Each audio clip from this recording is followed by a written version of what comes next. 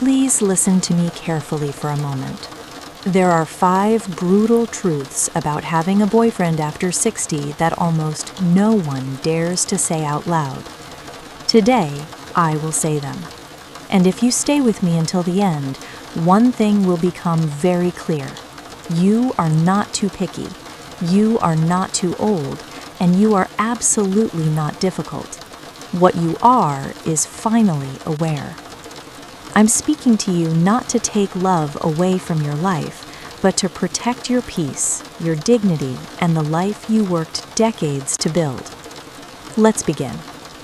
At this stage of life, the word boyfriend often no longer fits who you truly are. It sounds light, casual, almost youthful, but your heart has survived wars others will never understand. Divorce, widowhood, betrayal, illness, caregiving, loss. Yet many men insist on the label boyfriend because it allows them to stay emotionally comfortable. They want your loyalty, your warmth, your emotional support without offering real partnership, clarity, or accountability. And slowly, without realizing it, you begin to make yourself smaller. You avoid heavy conversations.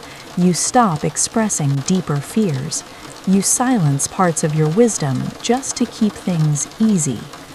Ask yourself honestly, did your last relationship allow you to be fully seen, or only tolerated as long as you stayed pleasant and undemanding? After 60, energy is no longer unlimited. Every emotional investment has a cost. Many relationships that start as companionship quietly turn into unpaid emotional labor.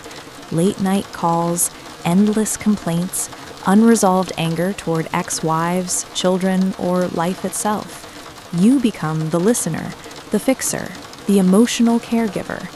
And here is the question that reveals everything. When you finish talking to him, do you feel lighter or heavier? If the answer is heavier, that relationship is not love. It is a drain. And let's be honest about safety.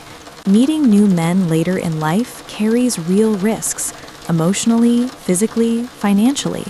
You did not survive this long just to sacrifice your well-being for someone else's loneliness. This truth is subtle and powerful.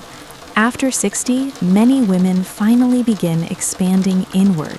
You explore spirituality, healing, self-understanding, creativity, freedom. But not everyone can grow with you. Some men feel threatened by your expansion. They miss the version of you that was quieter, easier, more accommodating. So you begin editing yourself again.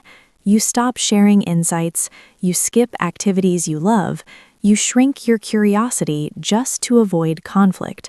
And slowly, your growth freezes at his comfort level. Ask yourself, if you were completely free, who would you become next? The cost of having a boyfriend after 60 is rarely obvious at first. It starts small: money spent, schedules adjusted, sleep disrupted, routines broken. Then it grows. He stays temporarily. Bills become shared, boundaries blur, and suddenly your home, your finances, your peace are supporting someone else's stability. But the greatest cost isn't financial, it's emotional exhaustion. Waking up tired, not from age, but from emotional depletion. Your peace of mind is your greatest asset now. Anything you allow into your life should protect it, not drain it. This is the deepest truth of all. Some men pursue older women because they assume you will tolerate more and expect less. They believe you are afraid of being alone, and that belief is a lie. When you stay in a relationship out of fear of loneliness, you train your nervous system to believe you are incomplete without male attention. You confuse occasional comfort with genuine companionship. A call here, a visit there, affection when it's convenient for him. But love is not convenience. And here is the question that changes everything. What if this season of your life is not about being chosen, but about finally choosing yourself? You are not here to fill someone else's empty time. You are here to live your most honest, peaceful, and authentic chapter. So ask yourself quietly, if I loved myself the way I once hoped a man would, what would I stop tolerating today? Would I stop waiting for certain calls? Stop making excuses? Stop shrinking my needs? You are allowed to say no. You are allowed to protect your heart. You are allowed to live without a boyfriend and still be whole.